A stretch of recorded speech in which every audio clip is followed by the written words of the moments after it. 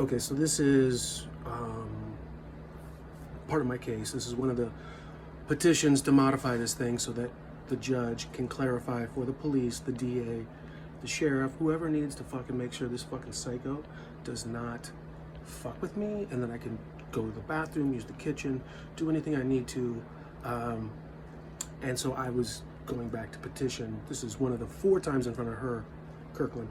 And she denies me, but that's fine, as long as she's making it clear why and what the expectation is from him and for the police, which I thought was totally reasonable. And we on the record? You're in 23 SK 00435. Mr. Hagen is present in person.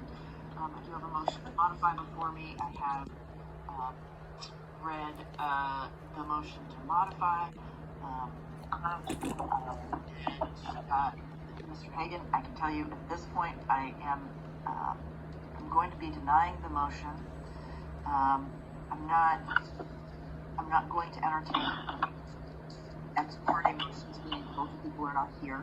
So now that he's been served, he needs to be present. And I'm also not going to reconsider the ruling that I made before, and then the ruling that I made yesterday, and leaving it where it's at. We'll listen to you if you have anything additional you want to tell me, but I'm not going to be changing the order. I only ask if you were able to see the 4 violations since we've seen. No, I don't see anything. I don't see police reports. I don't have access to that. No, I mean, so I sent it as evidence this morning. They didn't get it. So he was arrested again last night. So, to me, that means that the police are enforcing the protective order. It does happen that people will violate stalking protective orders, but if they're enforcing it, it seems that it is doing what it needs to do, which is saying he can't have contact with you, and if he does, the police are going to arrest him, which is exactly what's happening. Right. The only issue, and I hate to have the position that we're in, it would be impossible for us to not have contact, honestly. If he cannot avoid you, then his option is either he avoids you or he moves out. I mean, otherwise he keeps getting arrested. I understand. I completely understand.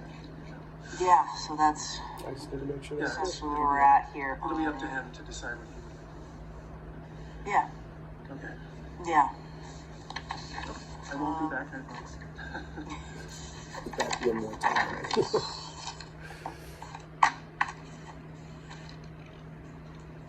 Thank you for taking me first. Yeah. Yeah. But you understand, like, I'm not going to modify this. No, I do. Like, you've got that. Yeah, no, he's being arrested. He's violating. And as a friend I talked to at outdoor meetings, he's like, he should just. Right. His friends can talk to him on how he's got better options. Yeah, absolutely. So yeah, I He's got some options now: arrest or moves. Yeah, no, that's great. That's Yeah. Those are good options. Or he has no contact with you. You know. That's, Yeah. Thank you so much. Yeah. And she's making a copy of this for you. Oh. You can wait in the hall. I'll bring it because just give me one moment with me. Sometimes our tech is better than others. Take care, Mr. Hagen. I'll be right there. Thank you for waiting.